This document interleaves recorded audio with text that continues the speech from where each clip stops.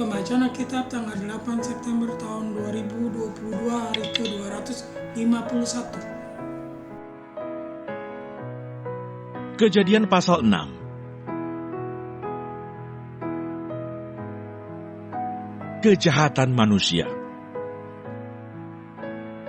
Ketika manusia itu mulai bertambah banyak jumlahnya di muka bumi, dan bagi mereka lahir anak-anak perempuan, maka anak-anak Allah melihat bahwa anak-anak perempuan manusia itu cantik-cantik.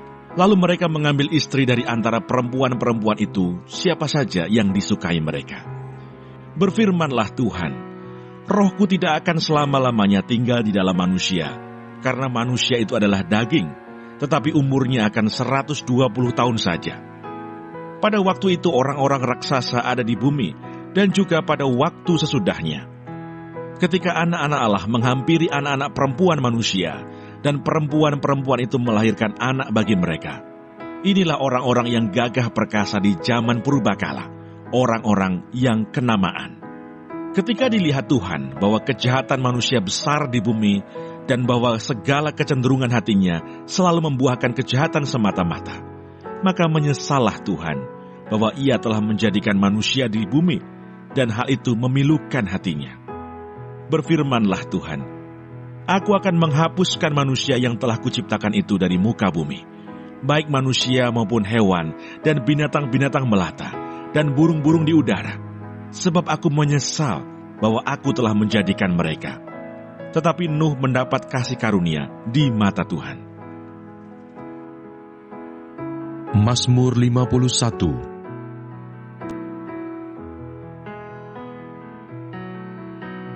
Ngakuan dosa. Untuk pemimpin biduan, Mazmur dari Daud. Ketika Nabi Nathan datang kepadanya setelah ia menghampiri Batsyeba, Kasihanilah aku ya Allah, menurut kasih setiamu. Hapuskanlah pelanggaranku menurut rahmat-Mu yang besar. Bersihkanlah aku seluruhnya dari kesalahanku, dan tahirkanlah aku dari dosaku. Sebab aku sendiri sadar akan pelanggaranku. Aku senantiasa bergumul dengan dosaku. Terhadap Engkau sajalah aku telah berdosa, dan melakukan apa yang Kau anggap jahat, supaya ternyata Engkau adil dalam putusan-Mu, bersih dalam penghukuman-Mu. Sesungguhnya, dalam kesalahan aku diperanakkan, dalam dosa aku dikandung ibuku. Sesungguhnya, Engkau berkenan akan kebenaran dalam batin, dan dengan diam-diam Engkau memberitahukan hikmat kepadaku. Bersihkanlah aku daripada dosaku dengan hisop, maka aku menjadi tahir. Basuhlah aku, maka aku menjadi lebih putih dari salju. Biarlah aku mendengar kegirangan dan sukacita. Biarlah tulang yang Kau remukan bersorak-sorak kembali. Surat Paulus yang pertama kepada Timotius. Timotius pasal 1. Salam. Dari Paulus, Rasul Kristus Yesus menurut perintah Allah, Juru Selamat kita, dan Kristus Yesus, dasar pengharapan kita, kepada Timotius, anakku yang sah di dalam iman.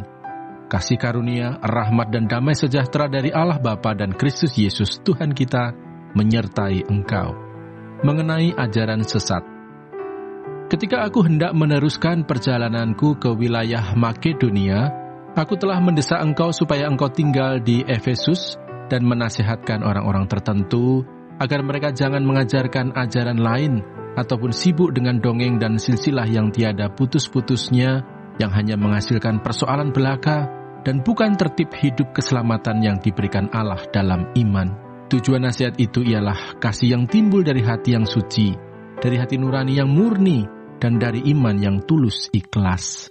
Tetapi ada orang yang tidak sampai pada tujuan itu, dan yang sesat dalam omongan yang sia-sia. Mereka itu hendak menjadi pengajar hukum Taurat, tanpa mengerti perkataan mereka sendiri, dan pokok-pokok yang secara mutlak mereka kemukakan. Kita tahu bahwa hukum Taurat itu baik kalau tepat digunakan, yakni dengan keinsafan bahwa hukum Taurat itu bukanlah bagi orang yang benar, melainkan bagi orang durhaka dan orang lalim, bagi orang fasik dan orang berdosa, bagi orang duniawi dan yang tak beragama, bagi pembunuh bapa dan pembunuh ibu, bagi pembunuh pada umumnya, bagi orang cabul dan pemburit, bagi penculik, bagi pendusta, bagi orang makan sumpah, dan seterusnya segala sesuatu yang bertentangan dengan ajaran sehat yang berdasarkan Injil dari Allah yang mulia dan maha bahagia, seperti yang telah dipercayakan kepadaku.